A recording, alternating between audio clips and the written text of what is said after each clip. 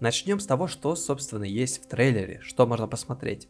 В трейлере есть безжизненный образ Нью-Йорка с какими-то аномалиями, искусственное небо, через которое падает космический объект, космонавт в обвесах, девочка, явно не человек, кот Галюн, который гуляет сам по себе, луноподобная поверхность и землеподобная планета.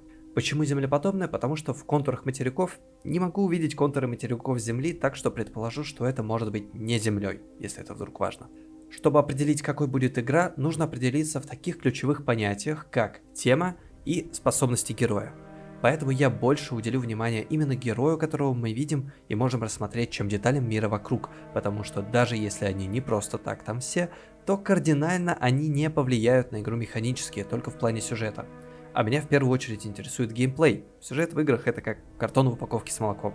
Каких-то пушек на героя нет. Из его экипировки можно выделить инструмент для запуска баллонов, светоштуку на шлеме, которая показывает следы непонятно чего, реактивные двигатели, дисплей на руке, наверняка для интерфейса, и генератор баллонов. Массивная такая конструкция. И еще можно выделить в целом его весь костюм и в частности ботинки. На герое многое отмечено желтым. Можно предположить, что желтые части как раз активные, и в игре можно будет менять хват генератора, используя его не только как генератор баллонов, но и как, например, оружие или средство передвижения. Можно будет менять шлем героя или снимать его, ботинки, а также цепляться за элементы на теле, чтобы прикрепить, например, лебедку и подняться на гору. Так что смело предполагаю, что основой будет передвижение.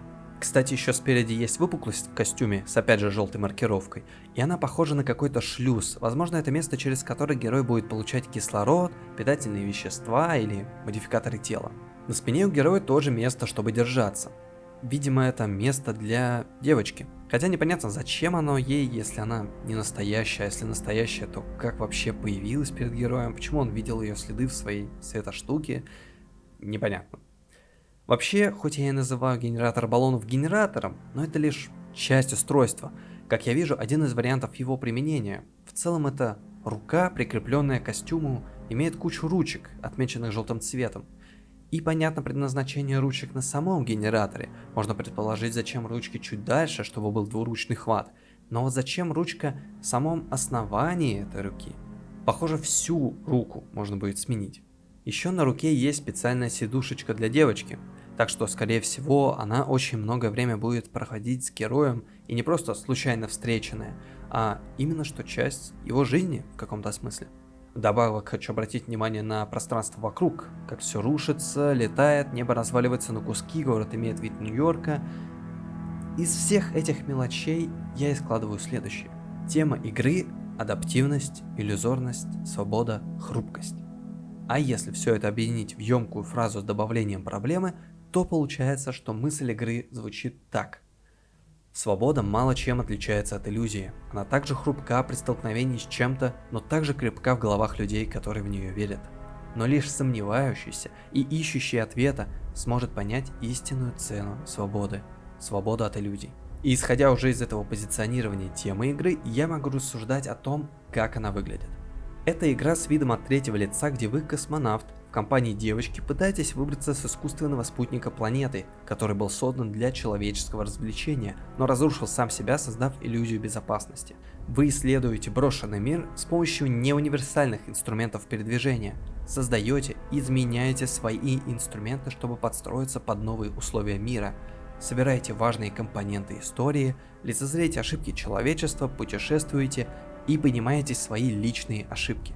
Создать такую нарративно ориентированную игру довольно сложно, и скорее всего этот проект чем-то будет напоминать Death Stranding, но при этом отличаться в геймплее.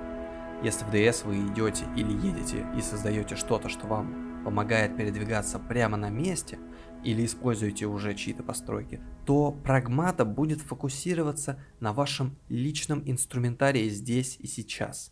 Здесь, чтобы забраться повыше, вы используете двигатель, там баллоном уберете аномалию, в другом месте лебедкой поднимете себя на высокую гору. В игре будет крафт, с помощью которого вы будете создавать новые обвесы для себя, усиливать двигателя, менять свойства шлема и ног, дополнять и заменять части руки, чтобы она была длиннее или могла поднимать огромные валуны.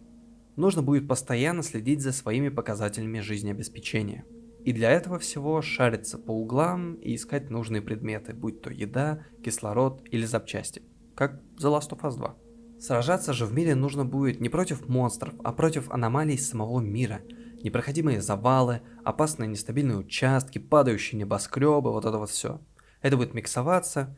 Некоторые участки вам придется пробегать по трудно проходимым завалам, уничтожая аномалии, спасаясь при этом от летящего вас танка.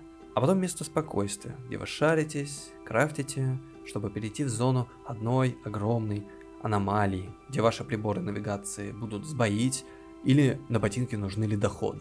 Это будет игра не для всех, потому что смешает DS и Тлоу. В основном. Время прохождения около 20 часов. Оценки критиков 75-82, оценки игроков 69-75. Эта игра не будет шедевром, но при этом будет интересным представителем, чем-то новым, но при этом понятным, по крайней мере геймплейно.